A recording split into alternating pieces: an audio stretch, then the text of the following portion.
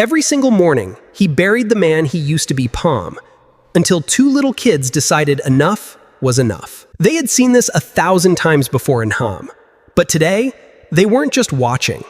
They were building a plan. Hello? Hello? One phone call, one impossible sentence. His kids had entered him into the one competition he swore he'd never face again. 10 years ago, his best friend took everything to Thad, his restaurant, his name, his future, and walked away smiling. He never asked for a second chance. But his kids gave him one anyway, Korung, and he was about to walk straight into his past. If you have ever doubted whether one quiet, ordinary person could still be a hero to the people who love him most, stay until the very end of this story, because what his children did behind his back would change his life forever. And if stories like this move you, hit that like button and subscribe right now, because we are about to go somewhere unforgettable. Daniel Carter's alarm went off at 5:10 every single morning, and every single morning he silenced it before it could ring twice, because he did not want it to wake Emma and Leo 1 second before it had to. For 10 years, this had been his rhythm. Wake before the sun, make coffee in a kitchen too small for 3 people, and start the day already tired from the one before it. He was 38 years old, though most mornings he felt closer to 60. His hands, once known across the city for turning simple ingredients into something people remembered for years, now spent their days elbow-deep in engine grease at Marv's Auto Repair, 3 blocks from the apartment he shared with his children. Nobody at the garage knew that Daniel Carter used to be somebody. They just knew he showed up early, fixed things right, and never complained.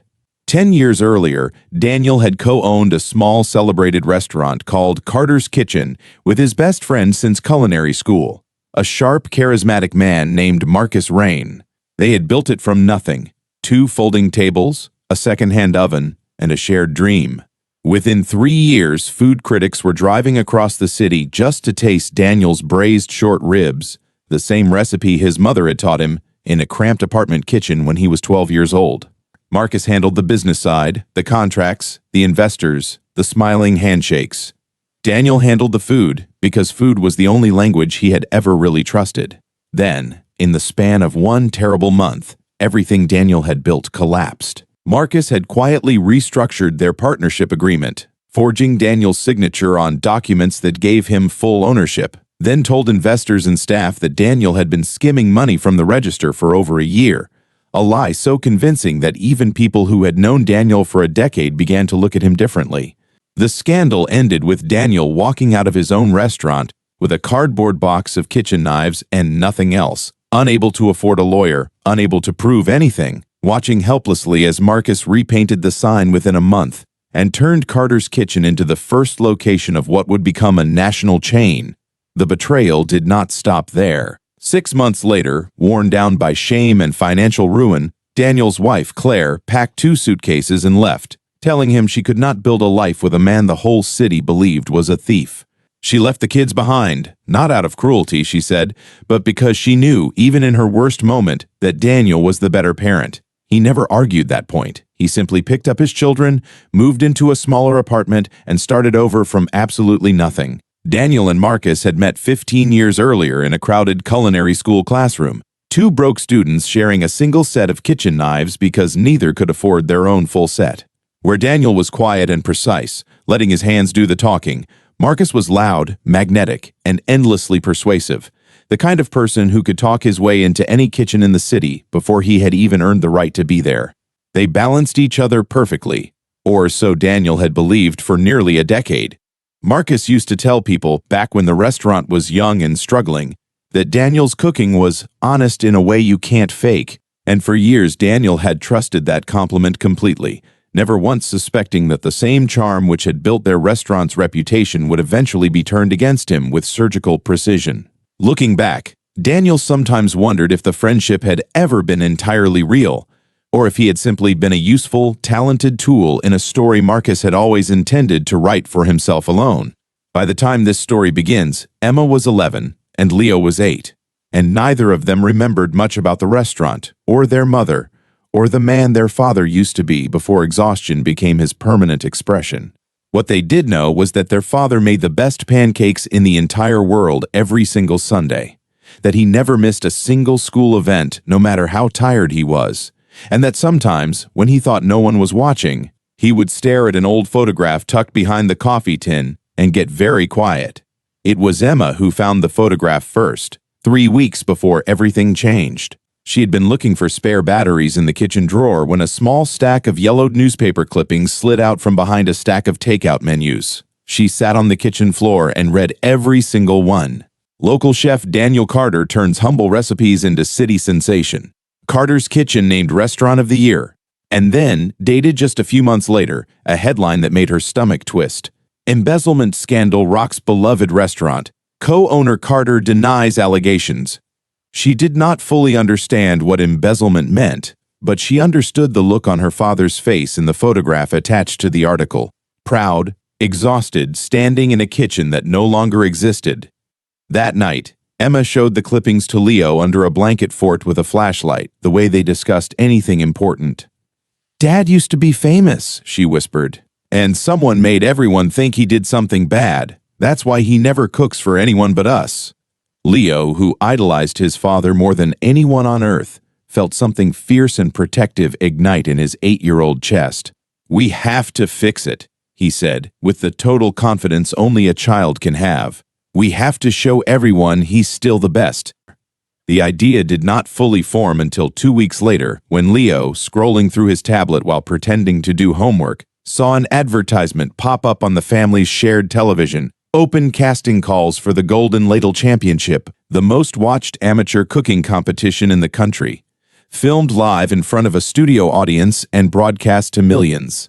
The application required a 2-minute video of the applicant cooking in their natural environment, no professional training required, just real passion and real talent. Leo stared at the screen for a long time before running to find Emma. What followed was 3 weeks of the most elaborate secret operation 2 children had ever attempted. Every Sunday morning, while Daniel made his famous pancakes and, without telling him, occasionally the short rib recipe he still made once a month for old memories, Leo would hide in the hallway with Emma's old phone, filming through the crack in the doorway. They filmed him seasoning meat by instinct, plating a simple dish with the unconscious precision of a man who had once run a kitchen of 15 people, laughing at his own jokes while flipping a pan one-handed. They stitched together the best 2 minutes they could find using a free video editor Emma found online, working late into the night after Daniel had gone to sleep, whispering so he would not wake up down the hall. In the application form, under "Why should we choose you?" 11-year-old Emma typed, with the careful seriousness of someone twice her age, "My dad used to be a real chef before something happened that wasn't his fault. He gave up his dream for us and never once complained. He deserves a chance to remember who he really is." They submitted the application on a Tuesday night and did not tell a single soul, not even their after-school babysitter, Mrs. Alvarez, who had unknowingly appeared in the background of one of the filmed clips folding laundry. For 2 weeks, nothing happened, and the children began to quietly forget about it, assuming, as children often do, that grand plans simply fade into the ordinary rhythm of school and homework and dinner. Then, on a Thursday afternoon, Daniel's phone rang while he sat on the couch after a long shift at the garage, grease still under his fingernails, half asleep with a rerun playing on mute. The voice on the other end introduced herself as a casting producer for the Golden Ladle Championship and congratulated him on being selected as one of 30 finalists chosen from over 12,000 applicants nationwide. Daniel sat in stunned silence for so long that the producer asked twice if he was still on the line. He had submitted nothing. He had entered nothing. And yet, according to the woman on the phone, his audition video had been one of the most talked about submissions in the casting office, with several producers replaying it simply because, in her words, "You cook like a man who has a story, and audiences love a story." When Daniel finally hung up, he turned slowly toward the hallway, where Emma and Leo stood frozen in their pajamas, having crept out the moment they heard the phone ring, faces caught somewhere between terror and hope. "Did you two," he began, his voice cracking, "do this?" Emma stepped forward first, chin trembling but steady. "We know about the restaurant, Dad. We know what happened. We know it wasn't your fault. And we know you're still the best cook in the whole world, even if you don't believe it anymore." Leo, unable to hold back any longer, ran forward and wrapped his arms around his father's waist. You always say we should chase our dreams. You just forgot you're allowed to have one too. Daniel sat down heavily on the arm of the couch, his composure finally breaking. Tears he had not allowed himself in 10 years slipping down his face as he pulled both his children into his arms. For a long moment, none of them said anything at all. Then, quietly, he admitted the thing he had never said out loud to anyone, not even to himself. I miss it. I miss it every single day. I just didn't think I was allowed to want it back. The following weeks were a blur of disbelief, fear, and slowly building courage. Daniel nearly withdrew from the competition 3 separate times. The first time was practical fear. Who would watch the kids during filming? How would he afford the time off from the garage? How could a mechanic with grease-stained hands possibly stand next to trained chefs on national television? His boss at the garage, a gruff man named Marv who had quietly always suspected there was more to Daniel's story, surprised him by offering unpaid leave without hesitation, muttering, "Some things matter more than oil changes, Carter." His elderly neighbor, Mrs. Alvarez, insisted on watching Emma and Leo whenever needed, refusing any payment and simply saying, "Let me do this for the family that always shovels my walkway before I even ask." The second time Daniel nearly withdrew was the night before filming began, when the full contestant list was posted online, and he saw, listed as head judge and executive producer of the entire competition, the name Marcus Rain. His stomach dropped through the floor.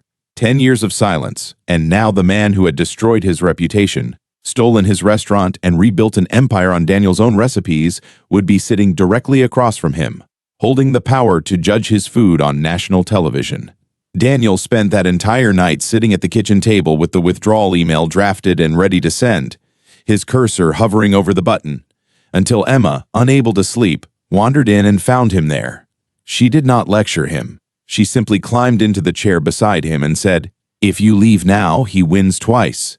Daniel closed the laptop without sending the email. The third time was the morning of the first taping, standing outside the glass doors of the studio, watching confident, professionally trained chefs stride past him in crisp uniforms while he stood there in a clean but simple button-up shirt with an apron folded over his arm, feeling every bit like an imposter. It was Leo who tugged his hand and said with total childlike certainty, "You don't need a fancy coat, Dad. You just need to cook like you do on Sundays." Daniel looked down at his 2 children, took the deepest breath of his life, and walked through the doors. The night before the first taping, unable to sleep in the unfamiliar hotel room the show had booked for him, Daniel found himself pulling out his phone and rewatching the audition video his children had secretly filmed, the one that had started all of this. Watching himself through their eyes was a strange, disorienting experience. He saw a tired man in a small kitchen, yes, but he also saw, for the first time in years, someone who still moved with purpose, who still cared about the smallest details of a dish nobody but his own family would ever taste. He realized that his children had not seen a washed-up cook hiding from his past. They had simply seen their father, exactly as he was, and had decided that version of him was worth sharing with the world. That realization did more to steady his nerves than any pep talk could have, and by the time the sun rose over the studio parking lot, some small, stubborn ember of the chef he used to be had quietly relit itself in his chest. The early rounds of the competition were a strange mixture of humiliation and revelation. Marcus, seated at the center of the judges' table, feigned polite professional distance, addressing Daniel only as contestant Carter in front of the cameras, as though a decade of friendship and betrayal had never happened.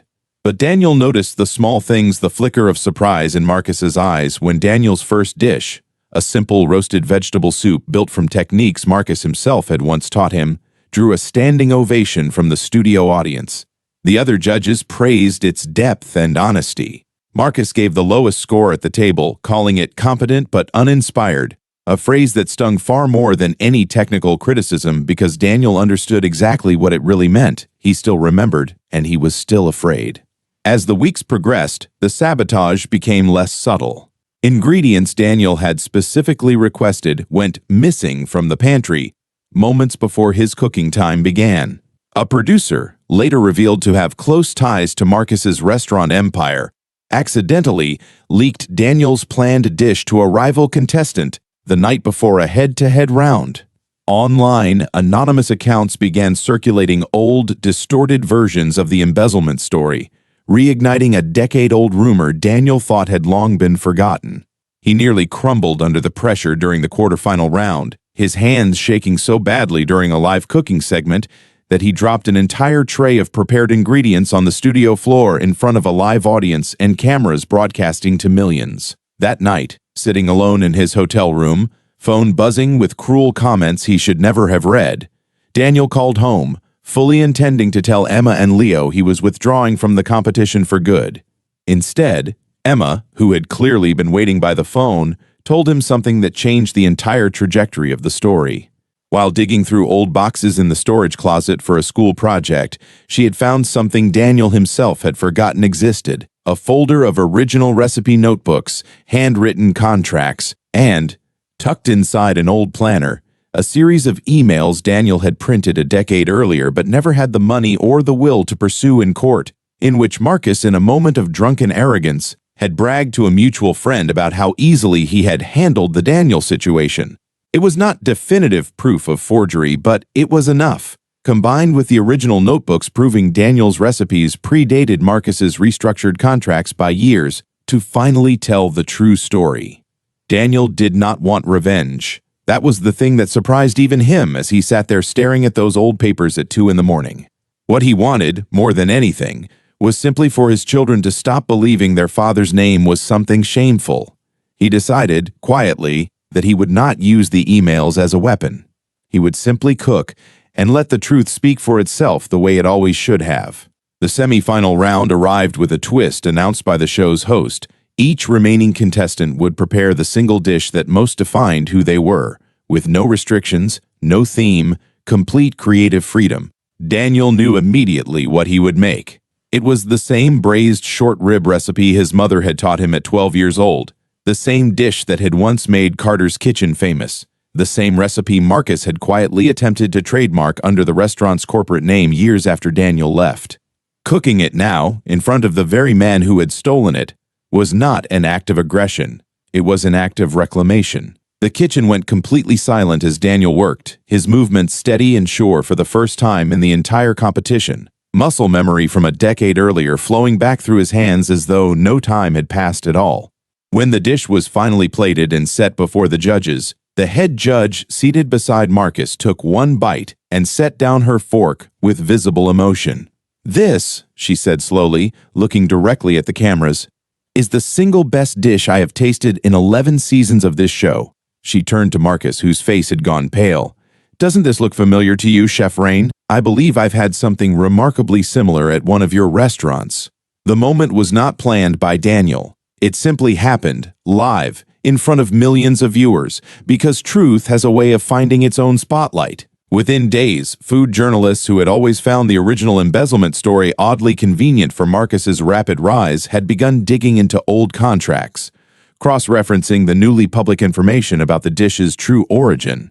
Former employees of the original Carter's Kitchen, many of whom had always privately doubted the official story but feared retaliation, began quietly coming forward. Daniel never gave a single interview attacking Marcus. He simply answered every question honestly, calmly, and without bitterness, saying only, "I'm not here to destroy anyone. I'm here because my kids reminded me I was allowed to still be who I used to be." The public, it turned out, found that kind of grace far more compelling than any scandal, and support for Daniel grew into something neither he nor his children could have ever anticipated. Word of Daniel's story spread quickly beyond the studio walls, carried by viewers who had grown tired of watching manufactured drama and finally found something that felt real. Neighbors from his apartment building organized watch parties in the small courtyard, projecting the broadcast onto a bedsheet hung between 2 balconies, cheering loudly enough that Daniel could hear the recording sent to him afterward and feel, for the first time in a decade, that he belonged to a community rather than simply surviving inside one. Marv closed the garage early on finale night, driving 2 hours with his entire staff to watch the taping live from the studio audience, holding up a hand-lettered sign that simply read, "We always knew." Mrs. Alvarez, who had quietly watched Emma and Leo grow up over the years without ever being asked for anything in return, cried through the entire broadcast, telling anyone who would listen that she had known Daniel was somebody special since the very first week he moved in, back when he insisted on carrying her groceries up 3 flights of stairs despite working a double shift that same morning. None of these people needed to know about Marcus Rain, or the forged contracts, or the 10 years of quiet shame, to understand instinctively what kind of man Daniel Carter was. They had simply been paying attention all along, in the way that good neighbors and good friends always do, waiting patiently for the rest of the world to finally catch up. The finale arrived on a night Daniel would remember for the rest of his life. Emma and Leo sat in the front row of the studio audience, wearing matching shirts Mrs. Alvarez had helped them make, reading Team Dad in hand-painted letters. Daniel prepared his final dish with a calm he had not felt in over a decade, no longer cooking to prove anything to Marcus, no longer cooking out of fear, but simply cooking the way his mother had taught him, with love, patience, and total presence. When the final scores were read and Daniel Carter was announced as the winner of the Golden Ladle Championship, the studio audience rose to its feet, and Daniel, overwhelmed, did not look toward the judges' table at all.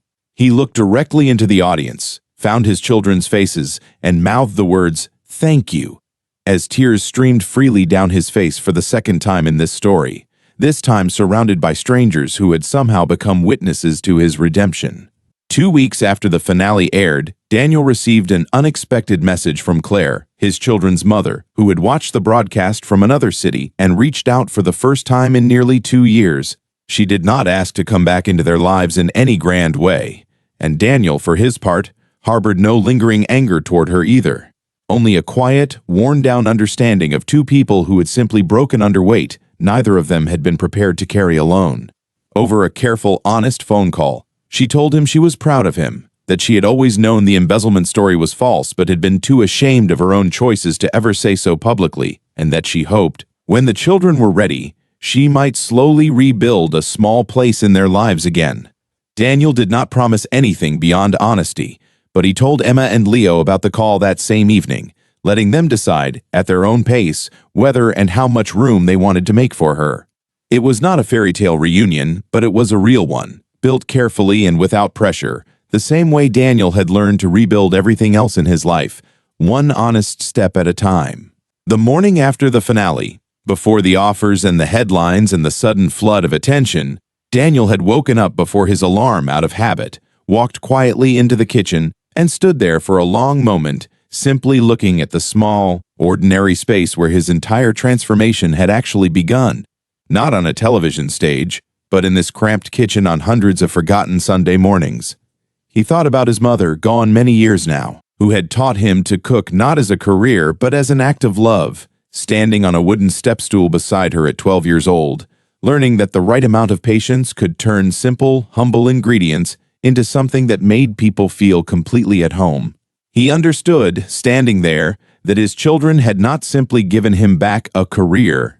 They had given him back the belief that ordinary, quiet love, the kind that shows up every single Sunday without asking for anything in return, was never something to be ashamed of, and had, in fact, been the very thing that made everything else in his story finally make sense. In the months that followed, Marcus Rain's restaurant empire faced a wave of public scrutiny it never fully recovered. From, though Daniel, true to his word, never once celebrated or gloated over his former friend's downfall. Instead, using the competition's prize money and a wave of genuine public support, Daniel opened a small restaurant of his own for the first time in 10 years, choosing a modest storefront just 3 blocks from the apartment where he had raised his children alone. He named it simply Emma and Leo's, and above the door, in the same handwriting Emma had used on that first application form so many months earlier, hung a small framed sign that read, "Every dream deserves a second chance, especially the ones we forget we're allowed to have." On opening night, as neighbors, old friends, and even Marv from the garage filled the small dining room, Daniel stood in his kitchen wearing a simple white apron, watching his children weave between tables, greeting guests with the same warmth he had unknowingly taught them their entire lives. He thought, not for the first time, about how strange and beautiful it was that the 2 people who owed him everything had been the ones, in the end, to give everything back to him. He had spent 10 years believing his story was over, that the best part of his life had already happened and quietly ended in a locked restaurant kitchen a decade ago. His children, without asking permission, without fully understanding the risk, had simply refused to accept that ending, and in doing so, had taught their father something far more valuable than any recipe he had ever known: that it is never too late for someone to remember who they truly are, especially when the people who love them refuse to let them forget. Years from now, when Emma and Leo are grown and telling their own children this story, they will probably leave out the trembling hands, the sabotage, and the sleepless nights, and remember instead the simplest, truest part of it: that they loved their father exactly as he was, tired and quiet and unaware of his own worth, and that love turned out to be more than enough to change everything. Daniel never once described what happened as revenge, even on the nights reporters pushed him to call it that. He preferred a smaller, quieter word, one he used only with his children, tucking them into bed on the night of the finale, still wearing his apron, too happy and exhausted to change out of it. "We didn't win anything," he told them softly. "We just finally told the truth, and the truth was enough." And in a small apartment kitchen 3 blocks from a restaurant now bearing both of their names, that has remained true every single Sunday morning since.